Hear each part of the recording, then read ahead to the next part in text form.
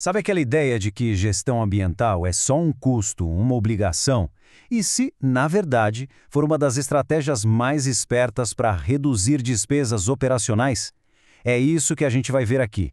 Como uma simples mudança de mentalidade pode transformar aquilo que sai pela chaminé ou pelo ralo em uma baita oportunidade de lucro. Bom, esse é o nosso roteiro. A gente vai começar entendendo as perdas que muitas vezes nem são vistas, depois vamos comparar as duas grandes formas de lidar com isso e, claro, ver como colocar a mão na massa com a produção mais limpa. E para fechar, vamos olhar uns exemplos que mostram o resultado na prática. Bora lá! Então, para começar, vamos dar uma olhada no jeito padrão de operar. É incrível como a maioria das empresas ainda funciona numa lógica que, sem perceber, deixa o dinheiro escorrer pelo ralo, literalmente. E essa frase aqui, ela resume tudo, é o ponto central. Pensa bem, o desperdício não é só lixo, é matéria-prima que foi paga, energia que foi gasta para processar e no fim tudo isso é jogado fora. É um prejuízo financeiro que está bem ali, na cara. E essa imagem deixa o problema bem claro, né? As empresas pagam para comprar os insumos, pagam para usar energia e mão de obra, e aí, pasmem, pagam de novo para se livrar do que não foi bem aproveitado. É um ciclo de custo duplo que vai minando o lucro em silêncio. Ok, então a gente já entendeu que o desperdício é o grande vilão. Mas e aí? Como é que se lida com ele? Basicamente, existem duas filosofias, dois jeitos de pensar completamente diferentes. E a escolha entre um e outro pode ser o que define se uma empresa vai só apagar incêndios ou se vai de fato prosperar. Essa ilustração mostra essa jornada perfeitamente. A gente vê a evolução, sabe? De uma fábrica que simplesmente polui para uma que tenta controlar a poluição e, finalmente, para uma que é mais inteligente, mais limpa e, o mais importante, muito mais eficiente. A última imagem não é só sobre ser verde, é sobre ser mais lucrativa.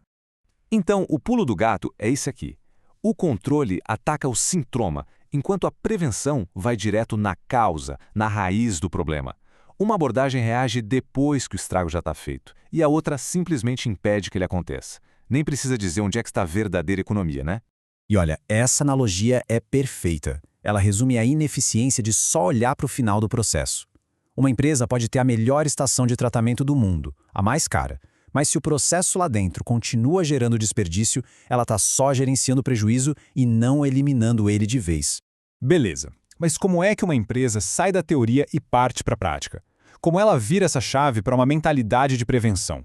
A resposta é uma metodologia, uma estrutura bem definida chamada produção mais limpa.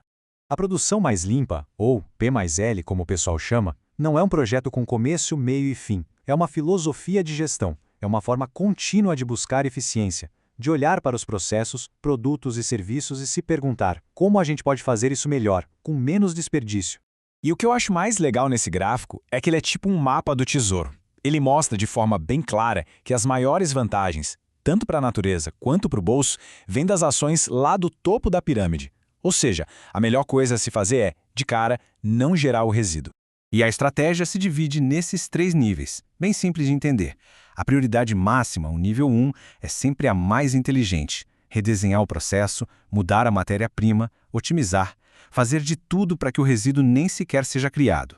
Se ainda sobrar algo, aí sim a gente pensa em reusar ou, em último caso, reciclar. Mas chega de teoria, né? Vamos ver como isso funciona no mundo real, com empresas que botaram a mão na massa e transformaram lixo em lucro. Olha o caso da Ecocitrus. Eles criaram um negócio inteiro baseado no que era lixo para outras empresas.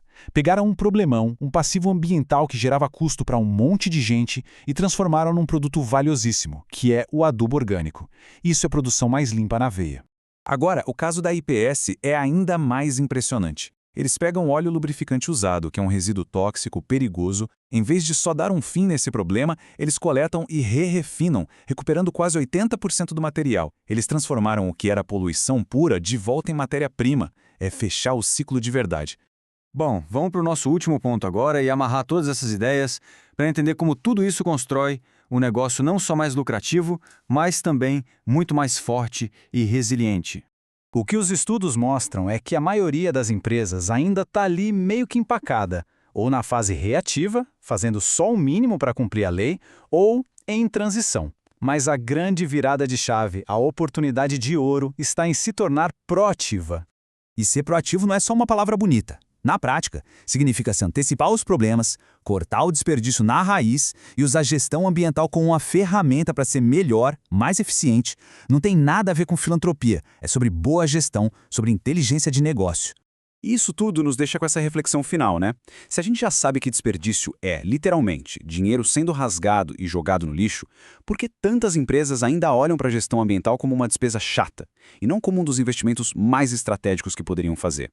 A tecnologia para mudar isso existe. Os exemplos de sucesso estão aí para todo mundo ver. Fica a pergunta: o que falta? A barreira é mesmo técnica ou ela é cultural?